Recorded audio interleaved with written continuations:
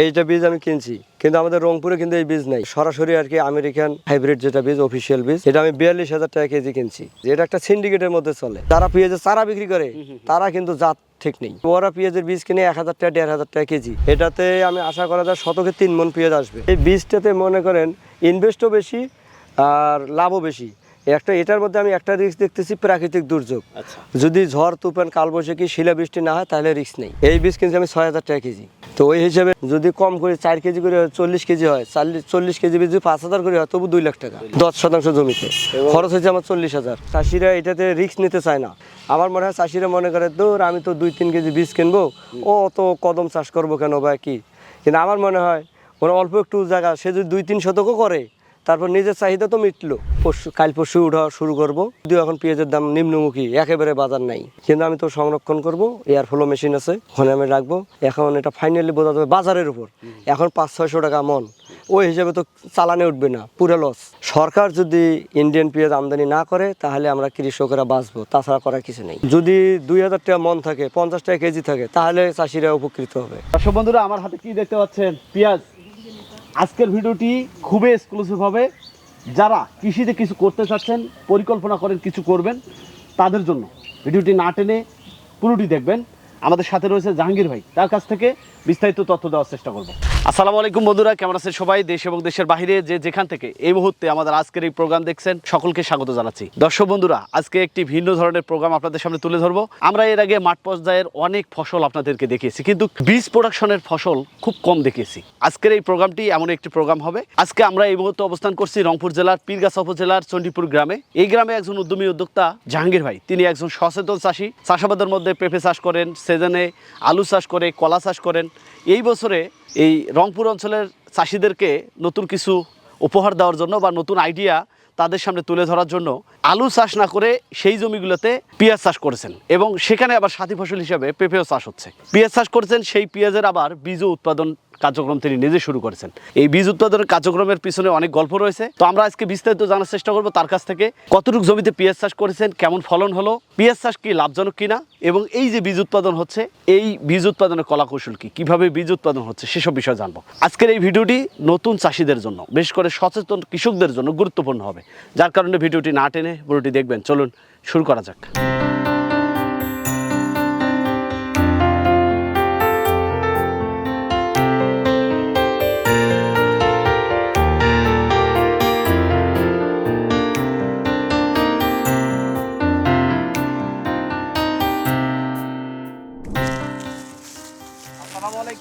ওয়ালাইকুম আসসালাম।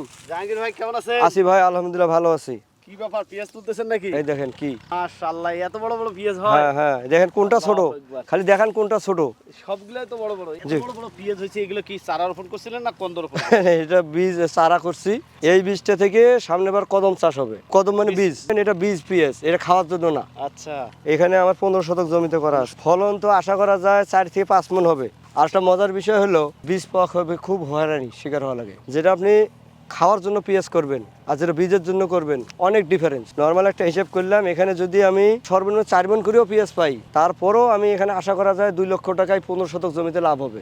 এই জমিতে তো পেঁপে দেখছিলাম আমরা, প্রচুর হ্যাঁ পরিমাণ পেঁপে হয়েছিল। হ্যাঁ, পেঁপে এখনো আছে, আল্লাহর রহমত। আপনার দাওয়াত থাকলো, আরো 3 মাস বা 4 মাস পর আপনাকে আমন্ত্রণ জানানো হবে পেঁপে দেখার জন্য। পেঁয়াজের সাইজ দেখেন কিরকম, এই দেখেন, এই দেখেন পেঁয়াজগুলো দেখেন। এত বড় বড় পেঁয়াজ আমি বাজারে গেলে কিনতে চাই না, আমি মনে করি এগুলো বাইরে। না না, দেশি উৎপাদন, না এগুলো দেশি হচ্ছে। মজার বিষয় হচ্ছে রংপুরে কিন্তু পেঁয়াজ চাষ হয় না তেমন। হ্যাঁ হয় না। পেঁয়াজ আমরা জানি যে ঈশ্বরদী, পাবনা, তারপরে কুষ্টিয়া, হ্যাঁ ওদিকে বেশি, এইদিকে পেঁয়াজ বেশি হয়। তো আমাদের রংপুরে এই অসম্ভব কাজটাকে কিভাবে সম্ভব করলেন? আমি চেষ্টা করতেছি, আনকমন কিছুই তো করতে হবে। পেঁয়াজের চাষ করছি আমি 3 পদ্ধতিতে। এই জমিটা কাদা করে করছি, যেটা আপনার কুষ্টিয়ার দিকে করে ধান লাগায় যেমন এই জমিটা। হ্যাঁ এই জমিটা, এই দেন সব টানেন না, এই দেন সব পেঁয়াজে এক সমান। দেখছেন পেঁয়াজ। আর সবচেয়ে বড় কথা, পেঁয়াজের কন্দ একটাই, এটা 2 কন্দ নেই। এত বড় বড় হয়েছে। হ্যাঁ, আমাদের স্থানীয় যেটা করে গোবর বা খৈলের মধ্যে দিয়ে এরকম করে শিকড় কেটে কেটে ওইরকম করে ওইভাবে তো আবাদ করা যাবে না বাণিজ্যিকভাবে। এটা আমি কাদা করে লাগাইছি, কিছু ফরিদপুরের মতো করে লাগাইছি, কিছু রাজশাহীর মতো করে লাগাইছি। তো কোনটার রেজাল্ট কি হয়? এটা পুরো কাদা করে। এটা পুরো কাদা করে। রাজশাহী, ফরিদপুর কিভাবে করছেন চলেন দেখি। আচ্ছা, এটা হলো রাজশাহীর সিস্টেম। মাশাআল্লাহ, এটাও ভালো। হ্যাঁ, এটাও ঠিক আছে। আর এই পাশেরটা করছি ফরিদপুরের সিস্টেম। এটা এটা ফরিদপুর। কৃষকরা কতটা গবেষণা হ্যাঁ, করে? তো কোনটার কি রেজাল্ট আসে? ভালো হয়েছে কোনটা? ভালো আমার কাছে মনে হয় যে ফরিদপুর যেটা এটাই, তার জমি নিড়েনি বা যারা লাঙ্গল টানা বা সব কিছু ওইটাতে আমার কাছে মনে হয় ভালো হবে। আচ্ছা, ফরিদপুরের এটা কিভাবে করছিলেন? এটা এরকম 4টে ফাল আছে, 4টে ফাল দিয়ে একটা অ্যাঙ্গেল দিয়ে টান দিছি, টান দেওয়ার পর একটা একটা করে লাগাই গেছি আর কি এইভাবে। আচ্ছা। এবং ওইটাই ভালো, এবং আমার কাছে মনে হয় ওইটাই ঠিক আছে, কারণ কাদা করে লাগাইলে ওই জমিটা শুকাইতে সময় লাগে। আচ্ছা, আর রাজশাহীটা কিভাবে করছিলেন? আর সাইডটা তো ওই যে বেড করে চিকন ধরি, এটা কি বলে?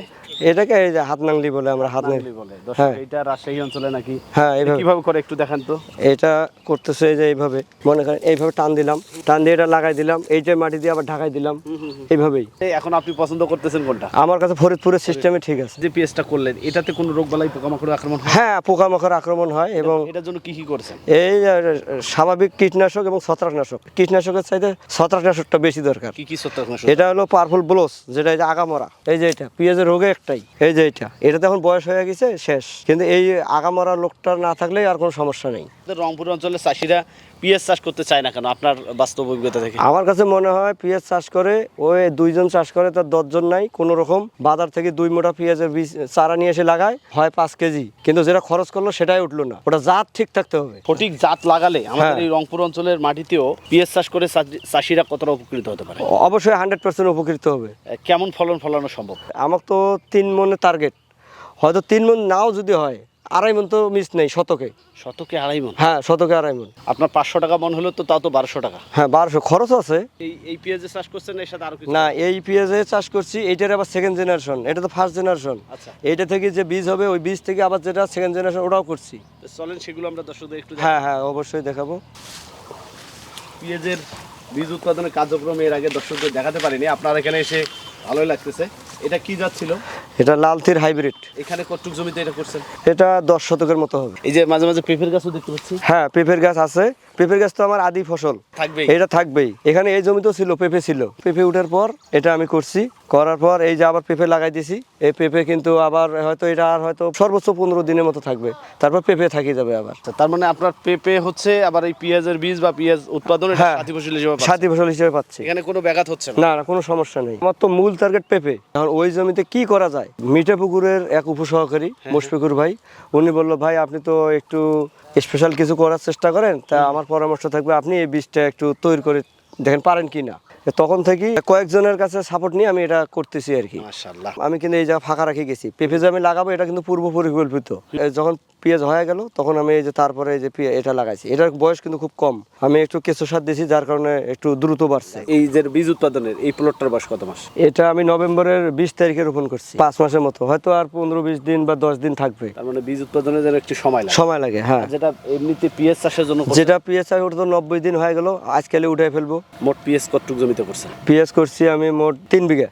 আর বীজের একটা সিন্ডিকেট আছে ফরিদপুর বা পাবনার ওদিকে, অনেক কোম্পানি আছে যারা আপনার ঠাকুরগাঁও বা অন্যান্য জায়গায় জমি লিজ নিয়ে করে। তো ওরা যদি করতে পারে, তা আমার বীজ আমি নিজে তৈরি করতে পারবো না কেন? এটা আর সরাসরি যদি চাষি পর্যায়ে বীজ থাকে, তাহলে তো মাঝখানে 3rd-পার্সনের দরকার নেই। এটা আমার আর কি আগ্রহ। রংপুর আলুর জন্য বিখ্যাত, এবং আলু চাষ করে অনেকে দেউলিয়া। একটা আবাদ নিয়ে ধরে থাকলে হবে না, কারণ কৃষি সেক্টরে টিকে থাকা এখন কিন্তু মুশকিল। সেই কারণে আমি পেঁয়াজের উপর জোর দিছি। আমার আলু আছে, পাশাপাশি পেঁয়াজও থাকবে। পেঁয়াজের উপর আমি ফোকাস বেশি দিতেছি। 90%, 95% আমি সাকসেস, আলহামদুলিল্লাহ। এখান থেকে যে বীজটা উৎপাদন হবে, এখান থেকে আবার হ্যাঁ, এটা সেকেন্ড জেনারেশন হবে। যেটা আপনি করতেছেন, হ্যাঁ, এটা যেটা আমি আবাদ করতেছি। এই পেঁয়াজ যে আমি লাগাইছি 100 গ্রাম 150 গ্রাম করে এক একটা পেঁয়াজের সাইজ ছিল। পেঁয়াজ লাগিয়েছেন? হ্যাঁ, একটা পেঁয়াজ। তারপরে এটা কি 4টে পেঁয়াজে পরিণত হ্যাঁ, হয়েছে? 4টে পেঁয়াজে পরিণত হয়েছে। এই বীজ প্রোডাকশন বা বীজ উৎপাদনের জন্য তো অনেক কলা কৌশল দরকার রয়েছে। হ্যাঁ, অনেক কলা কৌশল। বীজতে এবার আমি প্রথম, যার কারণে আমার কাছে মনে হইতেছে বীজটা আমার একটু ফলন একটু হয়তো কম হতে পারে, কারণ আমার সার একটু কম হয়েছিল। আমি এক সারি থেকে আরেক সারি 10 ইঞ্চি ফাঁক ফাঁক দিছি দূরত্ব, এবং 4টে লাইন সারি দেওয়ার পর একটা বেড করছি, ড্রেন। এই ড্রেন দিয়ে সবগুলো হাঁটা চলা, ঔষধ সব কিছু অন্যান্য পেঁয়াজের মতো আর কি তদারকি চলতেছে। তারপর একটু যখন আমার স্টিকগুলো বের হলো, যেটাকে বলা হয় কালি, অনেকে কালি বলে আর কি, এই ফুলটা, তখন আমি এই যে সুতে দিছি, এই যে খুঁটি দিয়ে সুতে দিছি, যাতে এলোমেলো না হয়। পরাগায়ন করাইতে হয়। হ্যাঁ, এটা হাত পরাগায়ন করতে হয়। এটা এইভাবে হাত পরাগায়ন করতে হয়। এখন তো মৌমাছি নাই, মৌমাছি না থাকার কারণে এটা আর কি হাত দিয়ে ছোঁয়া দিতে হয়। আমি ইন্ডিয়াতে দেখলাম ওরা হলো পাতলা কাপড় টানতেছে, পরে যেহেতু আমার অল্প, যার কারণে আমি এটা শুধু হাত পরাগায়ন এভাবে করাইছি। এখানে স্ত্রী একটু পুরুষ দুইটা ফুলে আছে। হ্যাঁ, দুইটা ফুলে আছে। শুধু এই হাত দেখেন, দিয়ে এরকম করতে হবে? হ্যাঁ, হাত দিয়ে শুধু এরকম ছোঁয়া দিলেই হয়ে গেল। পেঁয়াজের সমস্যাটা যেটা হয় সেটা হলো যখন স্টিকটা বের হবে, এটা বোরনের অভাবে এখানে ফাটা ফাটা হয়। এখানে মাঝে মাঝে রিং হয়, ওটাকে রিং বলে। আচ্ছা। ওটা বোরন এবং জিঙ্কের অভাবে ওটা হয়। ওটা যদি ঠিক মতো দেওয়া যায়, পরিমিতি দিলে সমস্যা নেই। আরেকটা যেটা সমস্যা হয়, এই স্টিকটা যখন হয় তখন বাঁকা হয়। ওটা বাঁকা যখন হয় তখন কোনা জল, মানে যে কোনো ঔষধে ট্রাইকেনা জল, যে কোনো কোনা জল, শর্টকাটে বলতে কোনা জল, যে কোনো কোনা জল দিলেই ওটা কিন্তু হয়ে গেল। তখন এটা যেমন বাঁকা হবে না। যদি এরকম হয়, আমার ফরিদপুরের কোম্পানির লোক বলছিল দরকার আপনি হ্যান্ড স্প্রে দিয়ে করবেন, শুধু যেটা বাঁকা হয়েছে সেটাতেই। যেহেতু আমি নতুন, বিভিন্ন লোকের পরামর্শ নিয়ে আমার করা লাগতেছে। তবে মোটামুটি সবাই আর কি আন্তরিক। মোটামুটি ভালো করতে পেরেছেন। হ্যাঁ হ্যাঁ, প্রথমবারই? প্রথমবারে, এবং অনেকে অনেক হেল্প করছে। কিন্তু আমি কখনো 3টার বেশি ওষুধ দিইনি। আচ্ছা। হয়তো 2 দিন পর দিছি এক এক ওষুধ, কিন্তু ওরা করে কি একসাথে 7-8টা ওষুধ দিয়ে দেয়। বীজটা নেওয়ার পরে যে নিচের অংশে যে বালগুলো থাকবে বা পেঁয়াজ থাকবে, হ্যাঁ। সেটা কি খাওয়া? হ্যাঁ, খাওয়া যাবে। একটু শক্ত কিন্তু খাওয়া যাবে। এই বীজটাতে মনে করেন ইনভেস্টও বেশি আর লাভও বেশি। এটার মধ্যে আমি একটা রিস্ক দেখতেছি, প্রাকৃতিক দুর্যোগ। আচ্ছা। যদি ঝড় তুফান কালবৈশাখী শিলাবৃষ্টি না হয় তাহলে রিস্ক নেই, না আর কোনো রিস্ক নেই। এখানে খরচ করেছেন কত টাকা?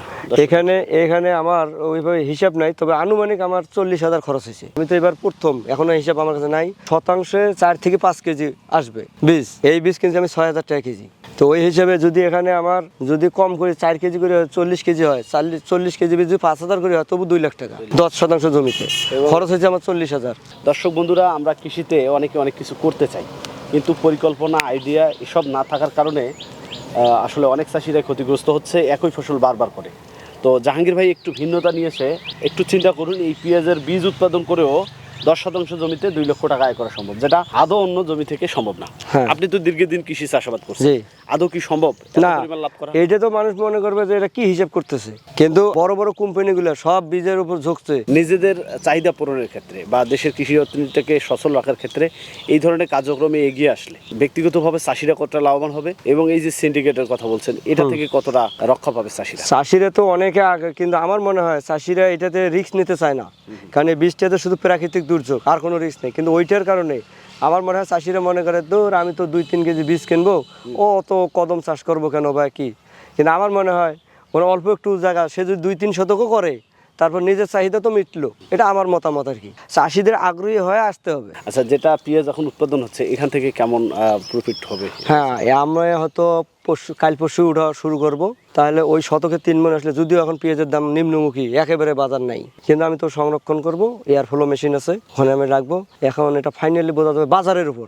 এখন 500-600 টাকা মন, ওই হিসাবে তো চালানে উঠবে না, পুরো লস। সরকার যদি ইন্ডিয়ান পেঁয়াজ আমদানি না করে, তাহলে আমরা কৃষকরা বাঁচবো, তাছাড়া করার কিছু নেই। এই দেশীয় পেঁয়াজটার দাম বাড়বে, দাম বাড়বে। সেক্ষেত্রে আরো উপকৃত হ্যাঁ, হবে, হ্যাঁ। তাই না? মোটামুটি কেমন বাজার থাকলে তারপরে চাষিরা উপকৃত হবে? যদি 2,000 টাকা মন থাকে, 50 টাকা কেজি থাকে, তাহলে চাষিরা উপকৃত হবে। পেঁয়াজের কেজি 50 টাকা থাকলে তো বাজারে ভোক্তাদের উপর কোনো না, ভোক্তারা হয়তো 60 টাকা কেজি খাবে, এই তো, বা এতে 55। চাষিরা ক্ষতিগ্রস্ত হবে না। চাষিরা ক্ষতিগ্রস্ত হবে না। এসব বন্ধুরা, একদিক থেকে দাম বাড়লে চাষিরা উপকৃত হবে, আরেকদিক থেকে ভোক্তারা উপকৃত হবে। হ্যাঁ। আমরা এর আগে দেখেছি বিগত সময় পেঁয়াজের দাম অনেক বেশি গেছে, যেটা আসলে আকাশচুম্বী।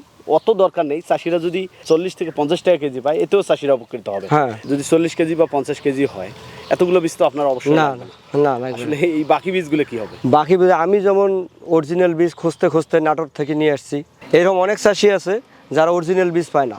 অরিজিনাল বীজ মাঠ পর্যায়ে, চাষির পর্যায়ে ছড়াই দেওয়ার জন্যই আমার এটা করা। তার মানে আপনার কাছ থেকে চাষিরা চাইলে বীজ সংগ্রহ করতে পারে। জি, বীজ সংগ্রহ করতে চমৎকার পারে। উদ্যোগ। দর্শক, আপনারা চাইলেও নিজেরা এই বীজ প্রোডাকশন করে নিজেরা লাভবান হতে পারেন। তো জাহাঙ্গীর ভাই, অনেক কথা হলো, আপনার সাথে পরবর্তীতে আবারও কথা হবে, যেহেতু এখানে পেঁপে লাগায় রাখছেন। হ্যাঁ। যদি সম্ভব হয় পেঁপের আপডেট দর্শকদের দেবো। হ্যাঁ। সে পর্যন্ত আপনি ভালো থাকবেন, সুস্থ থাকবেন। ধন্যবাদ আপনাকে। ধন্যবাদ আপনাকে। ওকে।